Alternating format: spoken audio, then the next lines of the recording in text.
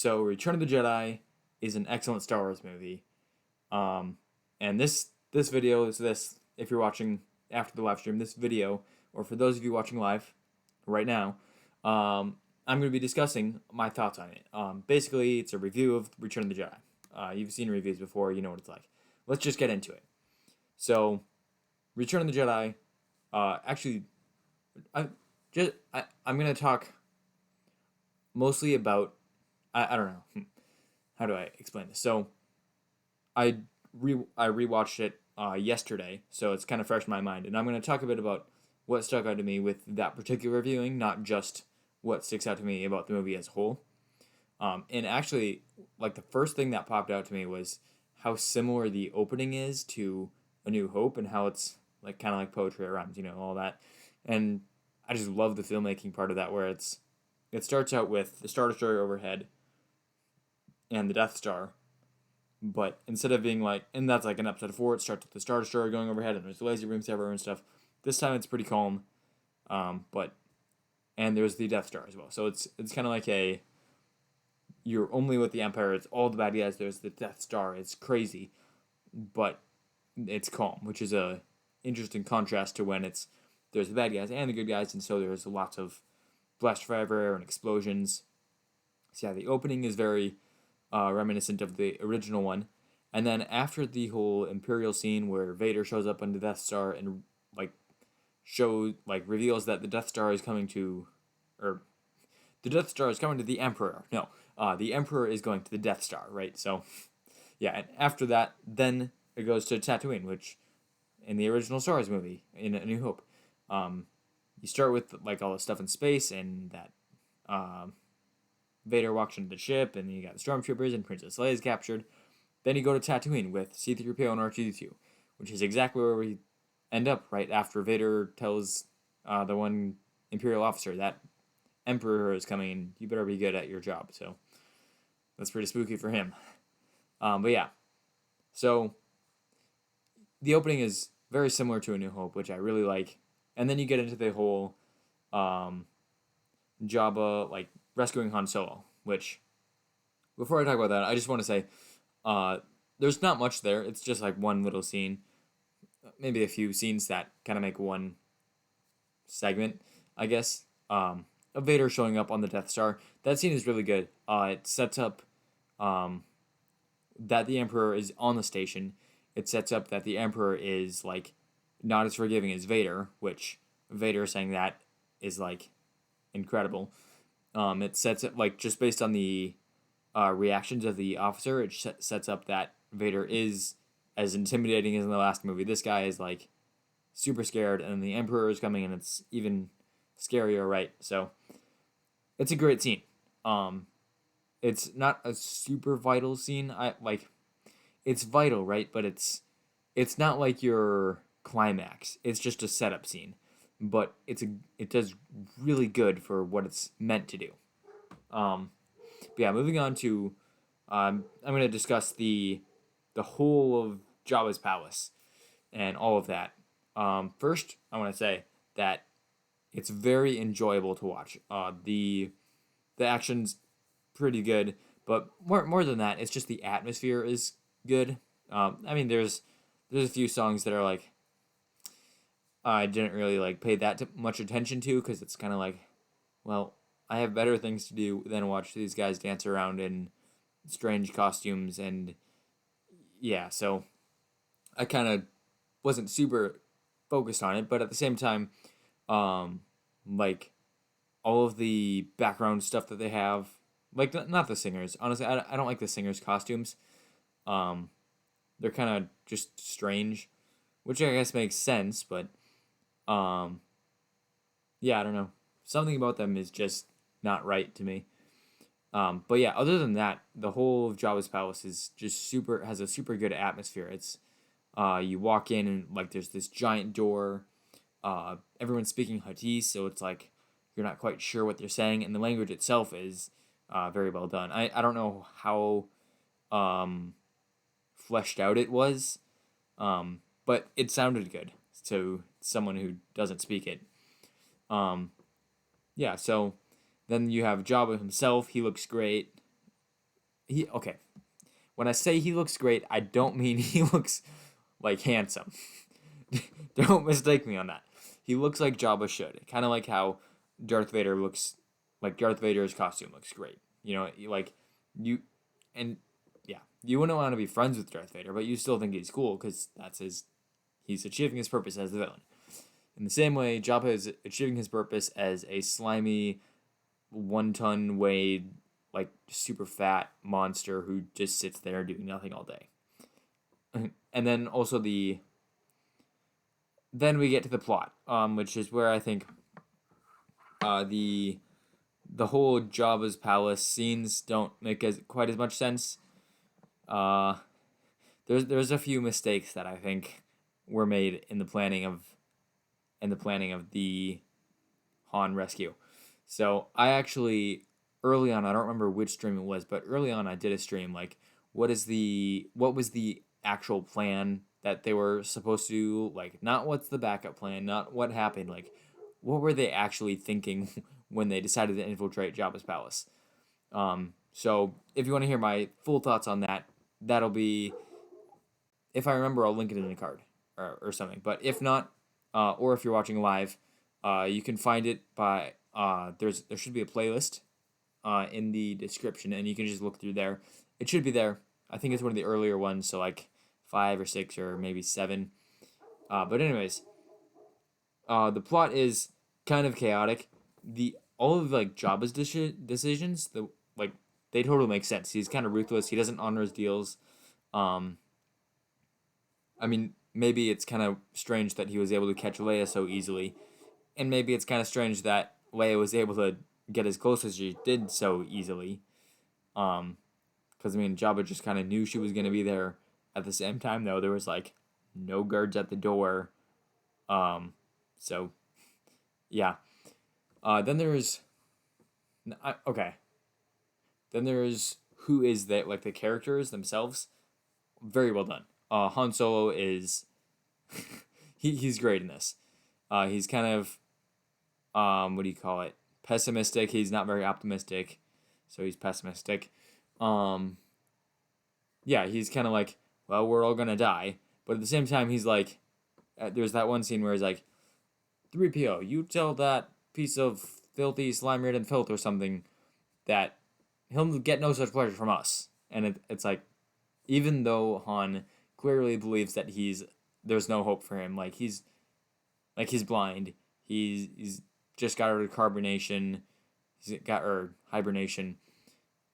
His last memory of Luke is Luke before he got his new lightsaber, before he did all this stuff. I'm sure happens between episodes 5 and 6. So his idea, and he didn't even get to see him fight Vader. So his idea of him was like Hoth. So yeah, and hearing all about how Luke came up with the plan and all that kind of stuff, he's probably not super optimistic, which makes sense. And also, it's just kind of in his character. Then there's Chewie. He's being Chewie, very protective of Han, very big, strong, doesn't like getting chained up. Then there's Leia, who has a great, I guess, infiltration strategy, assuming she was working alone. And I'm not going to discuss the plot in this review. Sorry, you can watch my other video on it. But Leia comes up with this pretty good plan and sneaks in and is kind of headstrong and bold. Almost gets Han out. And then after that, her character, I don't know. I have mixed feelings about the Leia bikini scene. But I will say that the book Bloodline does a great job of portraying it, not as like the stereotypical like fans like seeing her in a bikini thing, but like how like she kills Jabba the Hutt, so she gets like this title Hutt Slayer. And this is like according to one person that you meet. Like obviously there's others who would agree with that sentiment, but it's not like there's a cult worshiping or something. It's just one guy, and he calls her Hutt Slayer, and it's like you were so like persevering, I guess, and you ended up killing this Hutt, which I think is great and totally fits with their character. Yeah. So, and also I believe it's in that book. It says that basically she used the dark side, she used the Force to kill Jabba. Because I mean, imagine like something with the blubber of Jabba. It's going to be really strong, and its neck is going to be really strong, and you're not going to be able to pull that hard to choke it out that easily. And yet Leia was able to do it through the Force, I guess. Which I like that idea. It's great. Um, yeah, I mean, oftentimes that things like that just kind of like make stuff make more sense. I'll come up, I'll finish discussing it and I'm like, and yeah, I like that. It's great. And then I just have nothing more to say because it's not like this super significant thing. But at the same time, it just makes everything feel so much more connected and when it makes sense, the story's better for it. So I think all those things are great. Um, that one being an example of it. Then you've got Lando Calrissian. You can see he is like in the last movie he was kind of shady, not very trustworthy, I guess. But now you see that he is still with the rebellion. He's helping out. I mean, he doesn't really say much or do much other than kind of just be like, "Hey, I'm here. Hey, I guess I'll fight," when Luke is fighting everyone else. And he falls in the Sarlacc pit, which great scene. Uh, with Han with the blaster, and I was like, "Wait, I thought you were blind." He's like, "Don't worry, I can see a lot better now." That whole scene was great. I love it. um, and then yeah, so Lando doesn't do too much, but it kind of introduces the idea that he is helping out the rebellion, which obviously he is helping out the rebellion later. So it's kind of important that they establish that. Um, so yeah, then there's who else is there?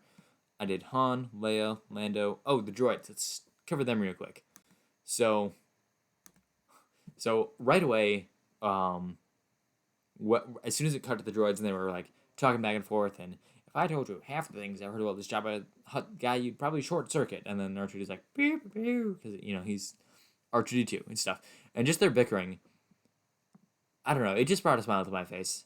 I like that scene. All those scenes with C-3PO, the mindless philosopher that he is, just complaining and all this kind of stuff, and boasting about how he can speak 6 million forms of communication or whatever he says, um, and then R2D2 just kind of ignoring everything and just doing according to, I guess, what is Luke's plan. Um, yeah, it's pretty good.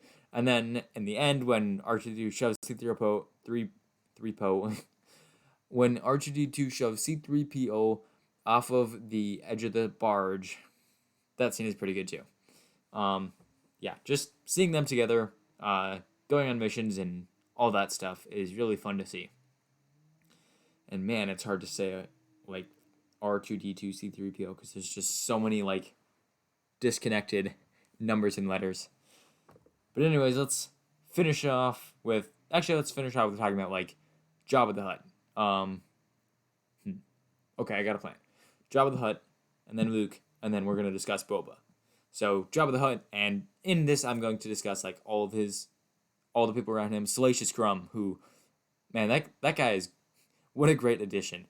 Like it's so easy to hate him, and that is like his purpose, and it's just great. Like if someone laughs at like that at you, like even like a few times, you're just gonna hate them.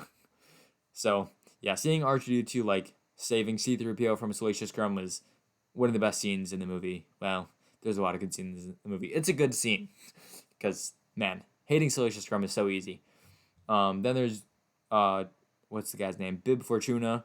That guy, I would love to, I guess, see, maybe a short story about Bib Fortuna and him like I guess skimming off the top of like Jabba's wealth or whatever, or just some way that he's like trying to move up in the world, just gain more wealth, like the typical um, cunning Twi'lek, just right hand man of a Hutt. So yeah, I'd love to get more from him, but he's pretty cool. He's got this like vibe where you just like can't trust anything he does. He's just kind of creepy. It's great. Um, and then in the Mandalorian he gets fat. So that was pretty cool to see too. I love that. Yeah, again, the connective tissue in Star Wars is I love to see it. But yeah, moving on to Jabba the Hutt. Jabba the Hutt is great in this. With how he deals with Luke, just like yeah, there will be no bargain. I'm just gonna take the droids. Then how he deals with Leia, just catches her, and then again I have mixed feelings about this, but just sending Han to prison and boom, taking Leia as this like I guess ruthlessly, just super selfishly, I guess, exactly what you would want from a bad guy like him, a gangster like him. Just takes her as like a sex slave, basically. I mean, there's no like nice way to say it. He's a bad guy. um, so yeah. Then how he deals with Luke directly when he shows up and he's like, yeah, mind tricks don't work on me, and then he drops him in the Rancor. Or in the Rancor pit. He doesn't drop him into the Rancor. If that happened, the movie would be over pretty quick. Um, but yeah, so then after the Rancor is dead, he gets angry and throws him into the Charlock, and it's exactly what you want from a character like him. So yeah, and as I've already mentioned, his appearance is pretty effective, not good. He doesn't look good, but his appearance is effective. Yeah, so there's all that, and of course he's got all his like henchmen in the background. The Gamorrean guards, they're pretty cool. I love seeing those guys. Um, yeah, there is, yeah, there is though like performers, especially the one with like a really long like snout with like lips on the end. Uh, that one I just cannot stand. Like I try to ignore it, but man, it is difficult because the voice, the look, ugh. Yeah, and there's that whole Clone Wars episode about her, but you know what? I can forgive a few sins um, when it comes to a franchise as expansive as Star Wars. But yeah, let's move on to talking about Luke Skywalker in this. So he walks in, and I love the scene. I actually had this thought while on this particular watch through. Uh, so C-3PO and R2-D2 like meet with this droid thing. And like they come in and it seems like Bib Fortuna is kind of like right there waiting for them. But then when Luke walks in, like he's not supposed to be let in. I don't know if he talked to the droid thing. I mean there's it I try to excuse me. I try to imagine like him talking to the droid thing, and it's kind of weird because he's got like that whole like vibe going on of like not speaking and just walking in silently and stuff. So I can't really imagine him talking to the droid. Like the thing pops out and he's like, "Hello, my name is Luke Skywalker," and it's like, "Awanawanga," and it's like, I don't know. It seems weird to me, but then again, it wouldn't be too bad if that happened. But yeah, I think the thing that convinces me is how Babe Fortuna walks out kind of like in a rush and is like, "Hey, you're not supposed to be here." You know, it's like he doesn't seem prepared like he was for R2-D2 and C-3PO. So what I think happened is Luke used the Force to open the door, like Obi-Wan did. And I don't know. Again, it's one of those things that just makes sense and so makes the story feel more like realistic, and you can kind of immerse yourself more in it when you consider all these fan theories and stuff, because it just seems so much more plausible. Yeah, so then he walks up to the Gamorrean guards and they kind of like cross their spears, but he like force chokes them, which makes a lot of people question whether he like fell to the dark side. And honestly, there's not as much discussion as I would expect from it, especially considering I've never heard like a good explanation from it or explanation of it. I did think of one on this particular watch through that I think it at least explains it for me. I don't know if it would, I guess, convince others, but let me know what you think of this. So I think the reason that when he force choked the Gamorrean guards, it wasn't a sign of the dark side, is because um he didn't do it out of like anger and passion. So like you can force choke someone, and if you're completely calm about it, like it's not the dark side, it's something else. Now if you're dispassionately killing people, you've got a completely different problem. But then again, Luke didn't kill them. At least I don't think he did. I think he just knocked them out, or I don't remember if they fell unconscious or if it cuts away or something. But I would assume he doesn't kill them because that would make that would be terrible. Like why would he kill them? But yeah, so I don't think that he is using the dark side there. I just think he is using telekinesis to grab their throat and push them away. So yeah, then he uses the mind trick on Bib Fortuna, which is pretty great. Uh, no one trusts Bib Fortuna, but just mind trick him and easily dealt with. Then he wakes up Jabba, and Jabba like throws him aside, and he's like, "Oh, you fell for a Jedi mind trick, you fool!" And it's like, he is a fool, and I just like laughing at Bib Fortuna. Yeah. So then there's then Jabba the Hutt, his dealings with Luke, as I've already mentioned, pretty great. Then Luke falls in the Rancor pit, and you get to see him fight the Rancor, which is a pretty good scene. I don't know. It's not as cool as I think it could be if like they made a remake of Return of the Jedi. And don't hear me wrong. I don't want them to make a remake of the Jedi, but if they did like a CGI Rancor, it would look a lot better than what it did now. At least in my opinion. Um, it's kind of slow. Like you could do a lot more. You would have to change the like capabilities of a Rancor, but you could make it a lot smoother. You could make it a lot. I don't know. You could, in my opinion, you could do a little bit better. It'd be more like the Rathtars in the Force Awakens. They just look better than the Rancor did. Like they're more terrifying. They're more, um, I guess scary. And I just think they look better, and it's because, frankly, they just have better technology than they did then. So the Rancor fight doesn't look quite as good as it probably did to the people back when the movie came out, and they were using the best of best technology. Now it kind of looks like an old movie because it is. But at the same time, though, the Rancor fight is pretty great. You get to see like the bone trick where he like sticks the bone in the Rancor's mouth so it can't close. Then he like crushes its finger with a rock. Then he runs away and uses the door to close it, which great way to kill a beast. Um, which I was gonna mention that he didn't use his lightsaber, and that was like a kind of weird thing that's maybe gonna tip you off to something later in the story. But then I realized that when this like originally came out, if you're watching in chronological order, at this point you don't know he has like you don't the last you saw of his lightsaber, it was gone. It fell down Bespin into the like trash stuff there. It's gone.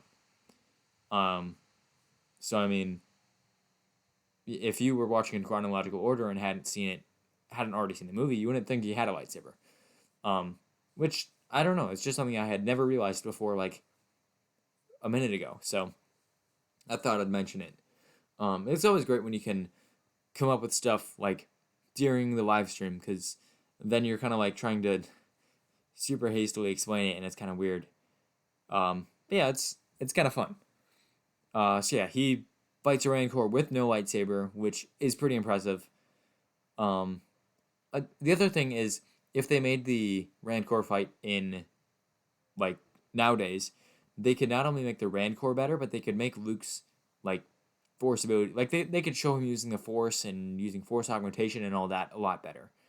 Which I feel like in this, at least in the original trilogy, they don't really um, show the power of the Jedi as much as they could, or as definitely as much as they do in the prequels, which I'm a pretty big prequel fan, and the choreography there is excellent in my opinion. But yeah, sometimes it does make the original trilogy look old or just like it's kind of like separate universe. It's like the opposite of the connective tissue that I've been mentioning throughout this review. It's like there's a disconnect between the two trilogies, which in some cases, there's really not, because Darth Vader is like this, like his suit limits his movement, so he's got this particular fighting style. Now Luke doesn't necessarily have to copy him, but it kind of makes sense if he copies him, especially considering that Luke's physicality is similar to Anakin's, and Anakin chose that he adapted his fighting style. He didn't just come up with a new one, even though it is very different. He adapted it. He didn't just come up with a new one. So it makes sense that Luke would use a similar one, especially when some of his inspiration is no doubt coming from Darth Vader. So yeah, I don't know. There is a bit of a disconnect in the choreography, and I feel like the Rancor fight would have looked a lot different if it had been made in the sequel or prequel era. But moving on from the Rancor fight, then you get to the Sarlacc pit, which, yeah, outside of a few moments, which I'll get to later, it's pretty good. They're like the whole idea. You know what? I take that back. Honestly, Luke fighting in the on Jabba's barge isn't that cool. I mean, it's cool to see him fighting like a large group of people armed with like blasters, non-force sensitives. Yeah, it's like the classic hero fights hordes of villains, like in Thor Ragnarok, like that original scene with him just like blasting through all those guys. Totally awesome. Now, I don't really want Luke doing that to Jabba's sail barge, because I mean, uh, there wasn't that many people there to get destroyed, and Luke's not quite that powerful. Um, yeah, I don't think he's quite as powerful as Thor, at least at that time. Ooh, maybe in, I think Thor would still win in Mandalorian time period, but Last Jedi, I think Luke would win.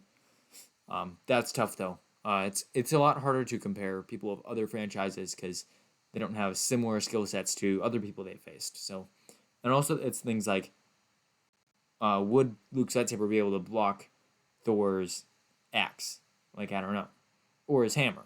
Um, so yeah, but getting back to Star Wars, because I'm sure that's why you clicked on the video, or if you didn't click on the video, leave it in the chat. Why'd you click on the video? Or leave it in the comments if you're watching the video, not the live stream. It's kind of complicated to when you're talking to two different audiences. But yeah, back to Star Wars. Uh, Luke was kind of like hitting them with a stick, and they would pretend it was a lightsaber, rather than like in later movies when they have more technology, they could like slash them apart and like hands fall off and like orange glows on their chest and stuff, and all that kind of cool effects that they just didn't have. So they're just kind of getting knocked over, which is kind of sad. And then the other thing is, again, it's the original trilogy. So, and this isn't the actor's fault. I don't like quote me on this or anything, but I believe that Mark Hamill has said that he wanted, like, they actually wanted to use the lightsabers like they did in the prequels, but George Lucas was like, no, no, no, they're like heavy swords. They're like, they're not like that. So I guess it's a change of style on Lucas's part. And who knows? Maybe Mark Hamill's misremembering, or maybe I'm misremembering. I don't know. There's a lot of ways that that could have been misinterpreted or something. But I do want to point that out, that it is not their fault that their choreography wasn't as good. There's a lot of factors that go into it. But yeah, so I don't know. I'm kind of disappointed in I guess the actual choreography, but the music and the like facial acting and voice acting, all that stuff is really good. I'm definitely not disappointed in the choreography of Leia choking out Jabba. That was good. And Han and Lando, I've discussed, love that. But Luke stuff, not that impressed with. Although, the way he kicks that trigger for the gun to actually blow up Jabba's sail barge is pretty cool. I do gotta say. So yeah, just a great mission all around. Very fun to watch, very entertaining. Plot doesn't make too much sense. Again, watch my segment about that. But yeah, let's move on to the next part, which is okay. let's see, what does happen next? I know Luke goes to Dagobah, and Han and Leia and all that go to the fleet, but I'm not sure which order they show it. And I believe at some point in there also Palpatine shows up. Oof. That's kind of sad that I don't even remember the order of events. So I'll just discuss them in that order. Luke shows up to Dagobah, and he talks with Yoda, and Yoda's dying, and he talks about age and how death is a natural part of life and all that. Yeah, so it's a great scene. You also get to see Luke, like he gets a bunch of revelations from Yoda, like um, uh, Yoda confirms that Vader is Luke's father. He tells him that there is another Skywalker. He tells him he's the last of the Jedi. He needs to pass on what he's learned. Um, he's not a Jedi yet. He has all the like knowledge.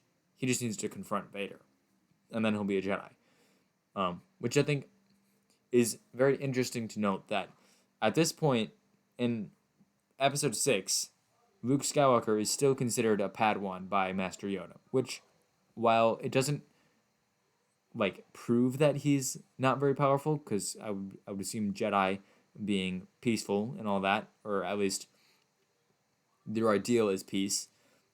They probably don't have people graduate just because they can fight super well. But it is important to note that he is still considered a Padawan by Yoda. But yeah, yeah. So, Luke, I don't know. I feel like I should have a lot more to say about this scene because it is such a powerful scene, but there's really just not that much to talk about. It's information that if you're a fan of Star Wars, you already know. So watching the second time is just, I don't know, getting to see the acting of Luke and the acting of Yoda, and just hearing the words. Yeah, it's great. And also the music during Yoda's funeral scene is just so good. I love that soundtrack. With the especially like right after he dies, when you have like that, I believe like the music cuts out. Maybe you have like a bell or something, and all that's left is like this lone horn going with the Yoda theme. So good. I love it. But yeah, moving on to oh yeah, and then because of chat with Obi-Wan, and you get the whole certain point of view scene. Uh, you figure out that Leia is Luke's sister, and it's like wow, Luke is super powerful. He figured out that Leia was his sister by using the Force. But then it's also foreshadowed that that information could be used by the Emperor to um, to be used against Luke, which later that does happen. So good foreshadowing, Lucas. Yeah, and then it's also kind of hinted at that Yoda can become a Force ghost too. Um, and then Luke leaves. Then there's also a scene where Emperor Palpatine shows up on the Death Star, and you get awesome Imperial March. You get Emperor walking up, talks to Vader, all that kind of stuff. I don't remember what exactly information is conveyed. I think it's mostly just that the Emperor has arrived, and it's just a really cool scene. I like seeing it. Just all of those stormtroopers and officers, in the Imperial Guards too, and Vader, all lined up. And then Sidious walks down with his cane. It's pretty nice. But yeah, moving on to the next scene where they have all this whole planning thing, where they mention the Bothans who died to bring in the information, which I love that line. I don't know why. It's kind of like the Master Skywalker. There are too many of them. What are we going to do? It's kind of like a morbid line that, for whatever reason, I just really like. The difference is this one I don't think many other people have the same reaction to, but just many Bothans died to bring us this information. And I don't know, just something about it is great. Um, Basically, this scene is just setting up the climax of the movie. Luke, Han, Leia, all those guys are going to the forest moon of Endor to take down this shield that's around the Death Star, so that Lando can lead the fleet to destroy the Death Star, just like they did the original one. And so you get this plan. Then they show up, and I do love the next scene where, they're flying by they're in Shuttle Tidarium, and they're like going through. they're trying to get past the like. I guess they need okay. They need the shields lowered so that they can go to the planet where they then destroy the shields so that they're permanently lowered. I don't know why I'm struggling so much to explain concepts. Um, I guess English isn't good today, or my English good isn't today. I'm confused.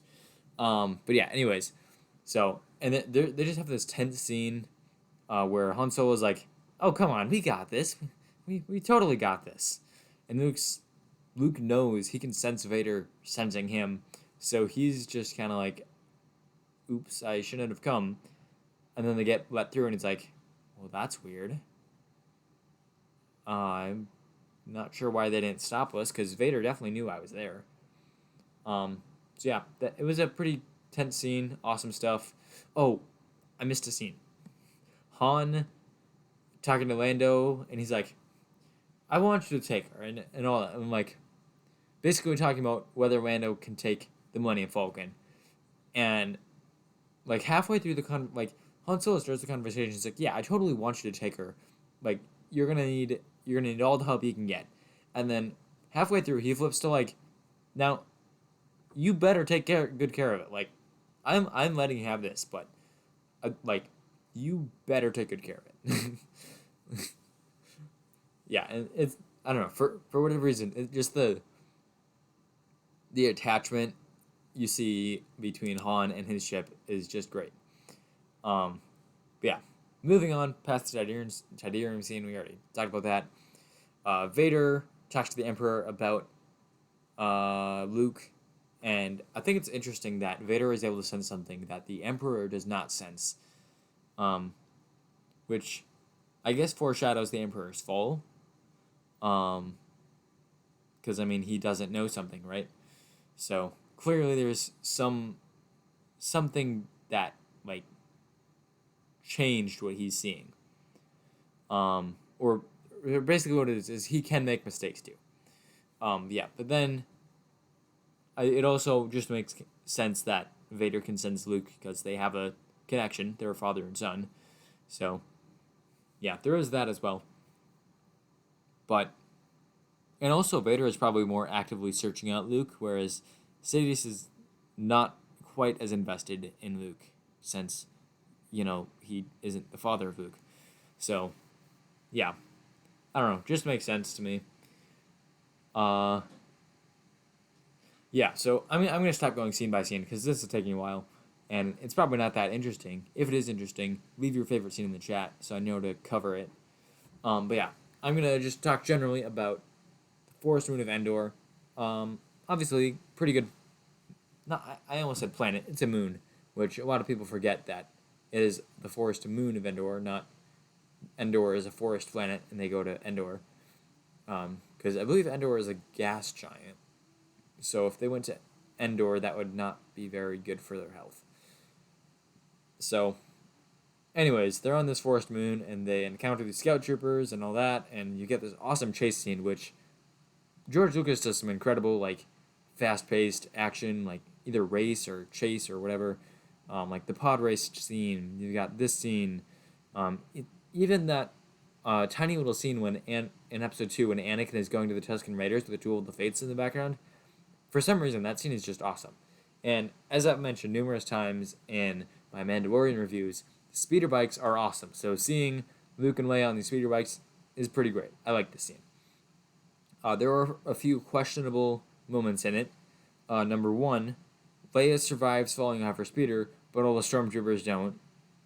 Number two is that, okay, so blasters. They are used very inconsistently throughout the entire chase. So they start out with Han or Luke and Leia are behind the two stormtroopers, and they don't use their blasters at all. Then two more scout troopers like pop up behind them. Like obviously they're waiting there just in case something happens. They pop up to kind of help close the gap, and they start shooting. Luke drops back and starts shooting as well. And it's like, did they not realize there wasn't blasters before? Like, they found the comm jam button to jam their comm links, but they didn't find the blaster shoot button. Like what in the world? Um, yeah. So blasters are used inconsistently, and then as well as that, the stormtroopers each have blasters, which, as we've seen in the Mandalorian, their standards of competency with those are not always the best, but they do all have them, and this is supposed to be the Emperor's best legion, so theoretically they should be fine. But they only use them once. The next problem I have is, or I should say, the last problem I have.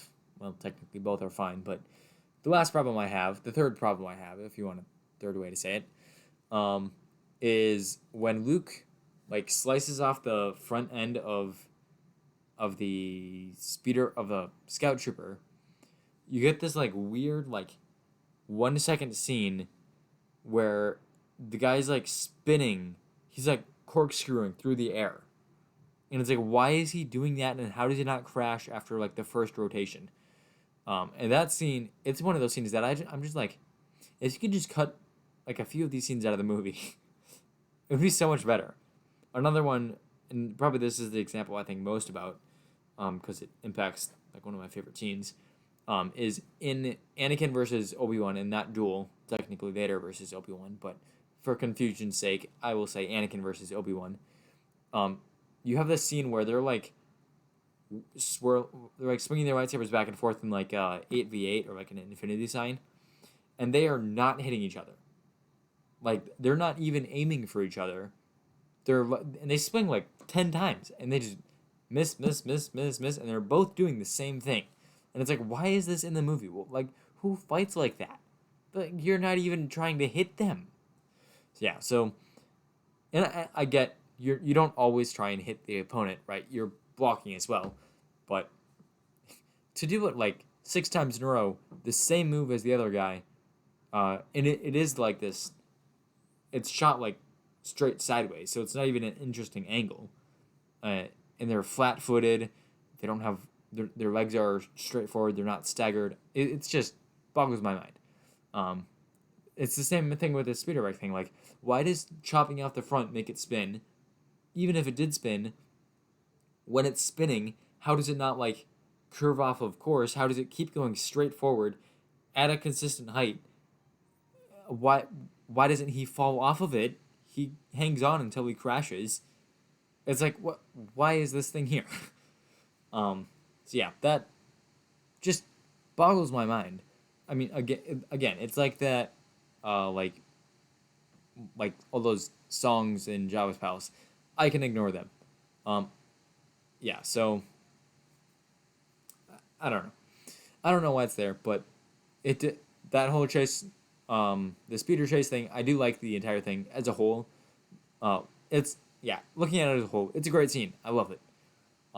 Just the blurry like leaves and wood and all that going by, and say like swoop through, and the sound of the swoop bikes. Oh my goodness, awesome! I love it. Then after that, they get captured by Ewoks, and this is a more humorous scene, but just as good. Maybe not just as good. But yeah, it's maybe just as good, but it's good differently, if that makes sense. Because it's not an action scene; it's a comedy scene. Like Han Solo's reaction is perfect. C-3PO's reaction is perfect. Luke's reaction is understandable. What is Leia's reaction? Chewie's reaction is pretty good as well, and I'm not sure R2-D2 has a significant reaction. Yeah, then they get carted off to the Ewok village and all that. Oh, also, Leia meets an Ewok, which does happen before. Sorry.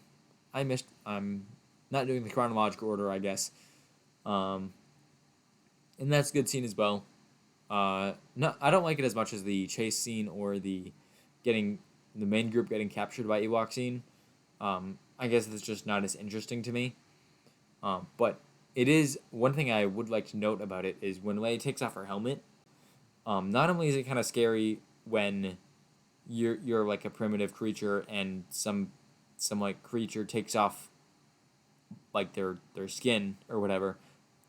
To be fair though, the Ewoks do have clothes. They wear like skulls and stuff as well, so they're not really as big stranger to that, but it is more like form fitting than their clothes.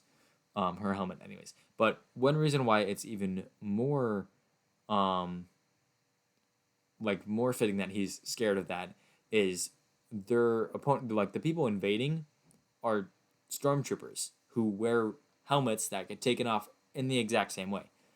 So, I mean, he's probably seen stormtroopers before or heard of them. Suddenly, this other creature takes off the helmet in the same way. It's like, oh no, it's one of them. So, yeah, so I like that about it. It's great world building. Again, it's just those connective tissues in Star Wars. Just they make it make more sense. They make the story that much better. And all those little things add up. But yeah, getting back to the main village, uh, again, you have C-3PO's interactions with the Ewoks and Han Solo's reaction to what the Ewoks are doing, and Luke, like the voice of reason there. Um, I just realized something. So, okay, so you remember when I was like, oh yeah, and Han's reaction to the Ewoks was great, and Luke's reaction to the Ewoks was great, and all these guys' reactions to Ewoks were great, and I was like going through the list of characters, and I got to Leia, and I was like, what was Leia's reaction? And I assumed it was just like something that was just kind of normal, but I just realized she wasn't there. I'm so dumb sometimes. Oh my goodness. Anyways, getting back to the thing I was talking about, I guess, just saying their reactions to the Ewoks was great. I'm just going to say that universally. From the moment they see them to the moment they end them, the Imperial's reaction to the Ewoks is great. All that. It's very well done. I don't need to go through every scene and say the same thing over and over. So I'm just going to say all that. There are a few concerns considering plot with the Ewoks. And I don't share these concerns as much as I feel others do.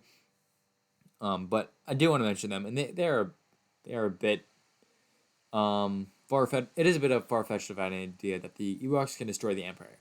However, keep in mind that the Ewoks blend in a lot better than the Empire.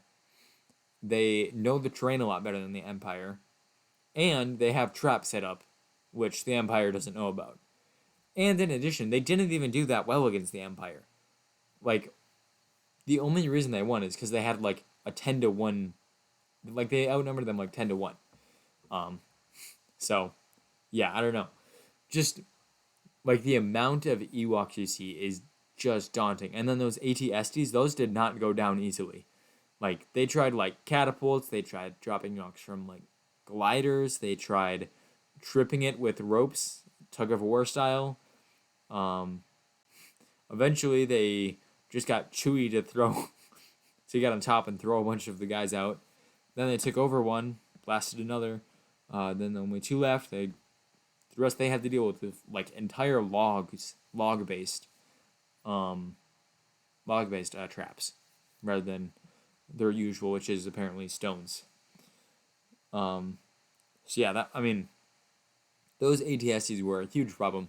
But then again, stormtroopers were not much of a problem. I do have a fairly big problem with stormtrooper armor specifically, just being not effective at all.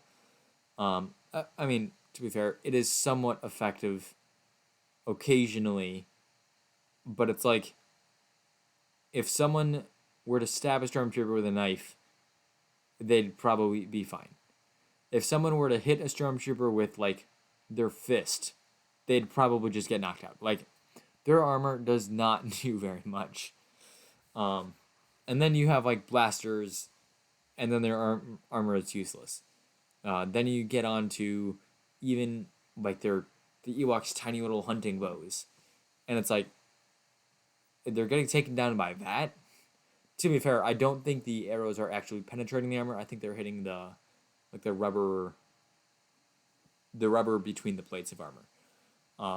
So they're penetrating the armor, but not the blastoid plates. But yeah, then they throw like rocks at them, which rocks should do more. They're a bludgeoning weapon, but yeah, I don't know. I feel like the armor should do better, but that's true in all of Star Wars, so I'm not going to complain about it too much. Yeah, then there's the Emperor's plan to, I guess, have a legion waiting outside to basically set a trap for them, which is brilliant and it works perfectly. And is one of the reasons why just like you can see the Emperor is so smart. Uh, Keeps the shield up, makes it so that the rebel fleet can't do anything. They just kind of get destroyed. Then the Death Star is online, and they didn't expect that, and it seems all hope is lost. And then there's the whole interplay between Luke and Vader at this point, where Luke turns himself in, um, and yeah, I mean, and it seems all hope is lost, and just the feeling you get from seeing all that, um, is it's very well done because it's you don't feel like depressed or anything, or you don't feel like scared, but like you feel like all hope is lost in terms of in terms of the story. I don't know, maybe it's just because I've watched it a lot of times, but I don't feel like I'm about to die, but I do feel like the characters are at their lowest point. I can recognize this is like a good film because it makes me feel like, oh no, what are the characters gonna do? How are they gonna get out of this one? But yeah, but then they end up getting out of it with the Ewoks for one, and then once that happens, you see, um, like Lando and Wedge and Tilly's going to the Death Star and all that stuff. And again, it's not really as much of a chase scene as the Endor speeder bikes, but the going through the Death Star, it is a it is like a fast moving scene where you're going through tight spaces, kind of like a pod race or with the speeder bikes on Endor. So it is similar, and again, George Lucas knocks it out of the park. He does great with that. Um, and then of course there's Luke fighting Vader, which there I do have some problems with that with how Luke is able to beat Vader. And the choreography when he does, it's not very good. But the music and I don't know, the music during that is very well done. The acting is good. I don't know the choreography. Okay, so I'm gonna go through what I mean. So when actually, you know what? Before I discuss that, I'm gonna discuss the start of the fight. So the start of the fight is pretty good. You've got great choreography. They're both using like a Form 5 stuff, like they're using their natural fighting styles, and it's clear that Luke has gotten a lot better. I'm not sure he should be as good as he is, but at the same time, like, what are you gonna do? You need him to be able to win this, for the story's sake. So you got to make him at least good enough to do that. But he's not fighting Vader, which I think is awesome. And then you see Vader like throw his lightsaber, and you have this like terrifying music as though he won a great victory, but really he just let Luke escape into hiding. Maybe if he disarmed him or something, um, that would be great. Because then it's like Luke has to reveal himself to grab his lightsaber. He doesn't get the surprise attack. Um, it basically just makes it seem like Vader is more in control than he is. Um, so yeah, so talking about that, that's all good. And of course, the Emperor's gloating over all of this is just as good. Man, it just like if Luke is going up against Vader, it'd be like, man, this is gonna be a tough fight. Like, I don't know how Luke's gonna pull this one off. But then you've got Palpatine there, and you're like, how in the world is he gonna get out of this one? This is like, I'm excited to see what he does to solve this problem, and it's like this awesome story that you're just ready to see. Um, but then like Vader brings up Leia, and Luke like screams no, and it's great, and they've got this awesome music. But then he runs out and he's like hacking at Vader with his like vicious swings, which I'm sure they're strong, but they're predictable. He's like telegraphing like crazy. He's over swinging like someone of Vader's skill should be able to just step back, step forward, gotcha in the hand again. Like, and the other thing is Vader should be strong enough to match his strength. Like we've seen Vader do incredible things with the strength, and frankly, Luke is like in Empire Strikes Back, Vader was able to fight Luke one-handed. Not only that, he literally shoved him to the ground with a lightsaber strike one-handed. Like he was way outclassed him in that movie, and then in this movie, Luke is outpowering Vader. Like what happened? I mean, I'm sure Luke got stronger, but that much stronger. And yeah, and Vader's choreography is even worse than Luke, like by necessity, because Luke is not fighting very well. Like in terms of choreography, like in story, he's fighting great. He's fueled by the dark side and all that, and blah blah blah. But choreography wise, and like just based on watching, Luke is not fighting that well. He's telegraphing, he's overswinging, all the problems that plague beginners. But Vader is by necessity has to lose the fight, so he has to fight even worse. So he's kind of like elbows tucked in way too much. He's kind of cowering, shoulders hunched, kind of turning his waist rather than his waist and arms. He's not turning his hips very much. He's retreating. He sits down on the ground and then holds up his lightsaber without doing anything, then turns it sideways so that Luke can hit his wrist instead of hitting his blade for the fourth time in a row. And, I mean, it's frankly not that good of choreography. That being said, though, I don't really care. When I watch this movie, I'm not thinking, why, why is this choreography so bad? I'm thinking, oh man, he's turning to the dark side. He's gonna beat Vader, but he's gonna turn to the dark side to do it. And and this music, it's so good. And there's Palpatine just laughing as he finishes off Vader, like he chops off Vader's hand. He wins, and Palpatine is like, "Well, I guess my old apprentice lost. Looks like I win." And if it had gone the other way, well, looks like my apprentice won. Looks like I win. Like it is again, it's just like, how are the main characters gonna get out of this one? Like, it's a movie, they're gonna win in the end, but it's how are they gonna get out of it? And that feeling of hopelessness makes the triumph when they do get out of it so much better. And then there's also the scene where like he sees Vader's like robotic, like the stump of Vader's robotic hand, and he looks down at his own robotic hand, which he got shot in the hand earlier, put a glove over it, and he can see it's a robotic one. See, like that was foreshadowed earlier. He looks down at his robotic hand, and you can just see on Luke's face, like he realizes he's turning to the dark side. Um, and then there's also the foreshadowing from earlier where he's like, "Wait, Leia's my sister," and Obi-Wan's like, "Your senses, like they do you credit, man. You're powerful, right? But you better hide those feelings because they could be used against you." And that happens when Vader found out about Leia. He used it against Luke, almost turned him to the dark side. So then he realizes that he sees the temptation of the dark side. He feels its power. He could finish off Vader and become the right hand man of the Emperor of the Galaxy and potentially one day overthrow him. And he could easily justify to himself, I'm just here like playing the long game. Like I've seen what the Rebel fleet is up against. They're not gonna win. What can they do to win? They are clearly outmatched. What can I do to win? I'm clearly outmatched. I'll just bide my time. I'll just wait here. And he could justify it that way. He would turn to the dark side, and eventually he would, honestly, he would probably take over the Empire.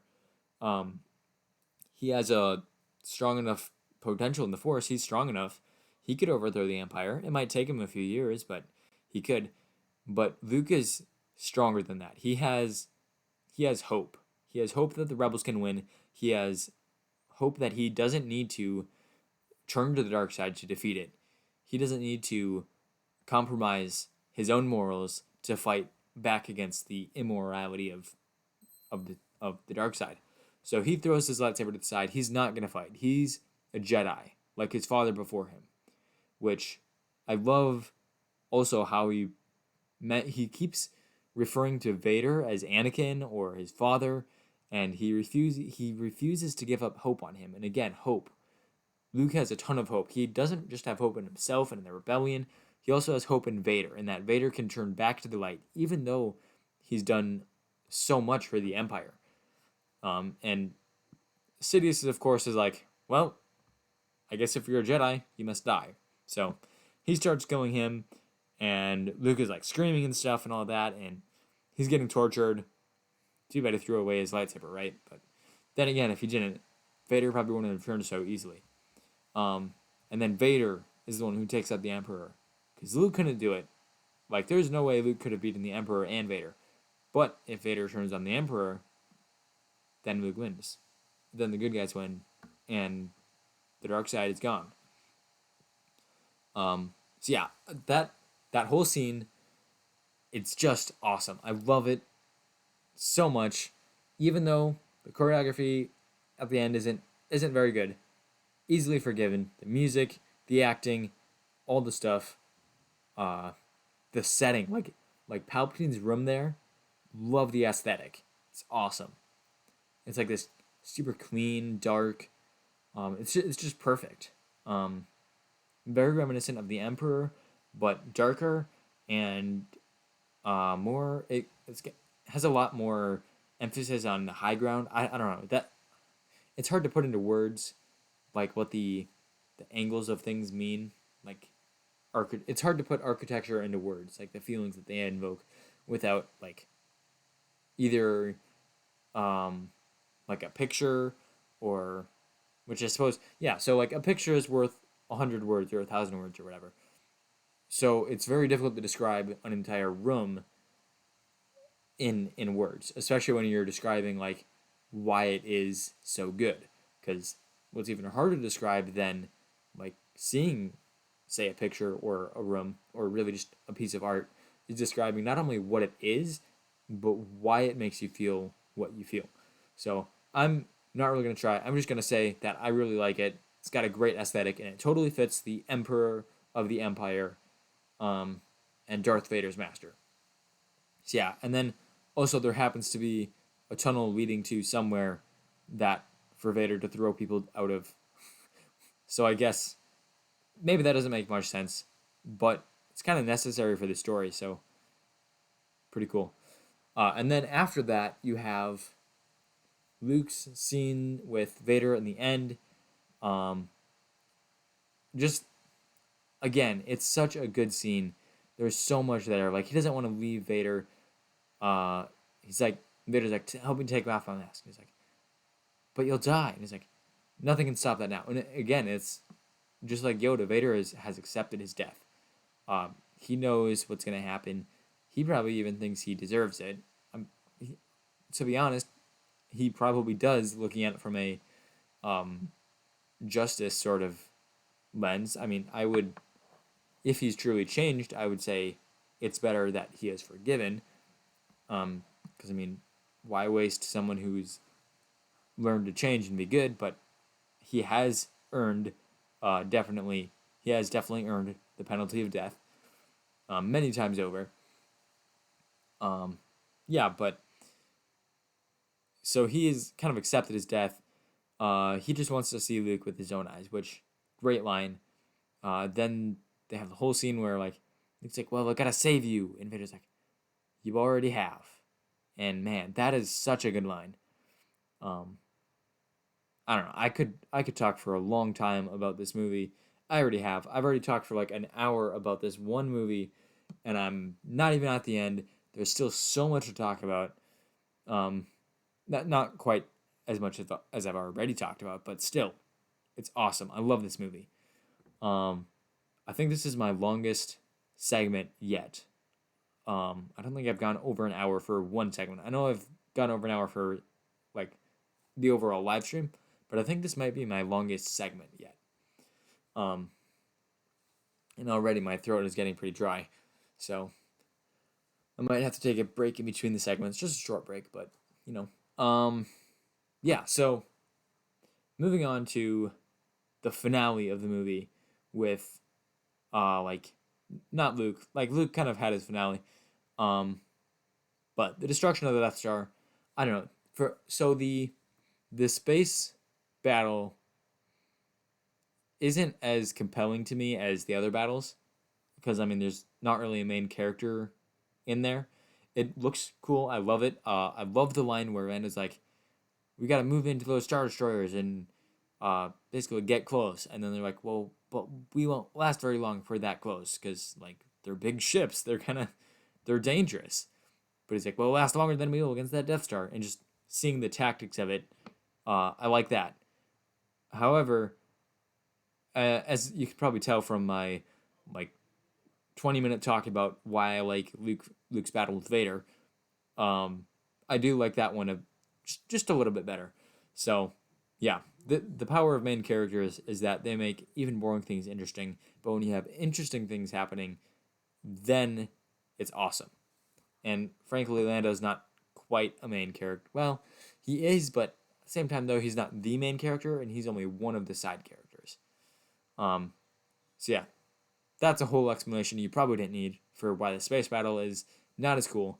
But at the same time, though, they have to end with it because if they started with that ending, then the shield going like you need the shield down before you can do the space battle, and you need Luke off of the Death Star before you finish the space battle. So yeah, there's some logistical issues with it doing it any other way. So they have to end with the destruction of the Death Star, which I guess is fitting. Um, I would prefer if they ended with the other thing, just because again, it's you got to end with a big bang, right? But I mean, you got to do what you got to do to make the story work, and it's better if the story makes sense than if it has like thematic depth. I mean, obviously, you don't want like the story of 2 + 2 = 4 versus the story of there once was a man and he lived and he died, and there's significance in the shortness of life and like all this like there's the two ends of the spectrum and you need to mix them, but it's better to have one where I don't know if this analogy makes any sense. It makes sense in my head. So here, let me explain this a bit better. So the story of 2 + 2 = 4 is the story that makes the most sense because it's like you don't. There's one that works even better. X equals X. There you go. That's the whole story, and it makes the most sense because it is like one of the most true statements you can say. So like, it just makes a ton of sense, I guess. But there's like nothing there. It's literally just the most basic equation you can come up with. So there's basically no point in saying it, even though it makes a lot of sense. On the other hand, you have a story like, I don't even know what it would be. Like if I had a picture, I'd show you a picture because that would just a picture's worth 1,000 words. Just like a bunch of swirls or something like some um what is it called? Abstract art. You show that. It doesn't make much sense. Like why is that a person? I can't even tell. Like what is this? Like it doesn't make sense, but sometimes it can make you kind of feel something, and so there is that. So ultimately with the two extremes, I would prefer the other one. But if you're not doing the extremes, if you're doing somewhere in the middle, I would prefer you lean more towards making sense, because if it doesn't make sense, it's hard to get invested in it. Especially when it's a story, like a painting maybe doesn't need to make the most sense. But if it's a story, like a movie or a book or something, then it definitely needs to make sense. It needs to be logically consistent. Like obviously Star Wars doesn't make sense. A long time ago in a galaxy far, far away, yeah, that's a lie, right? But at the same time, though, if you suspend your disbelief for a few things, as long as it's consistent with itself, then it's good. And I mean, yeah, I think aren't there examples of like stories that are consistent with themselves but are like too confusing or like they don't make sense?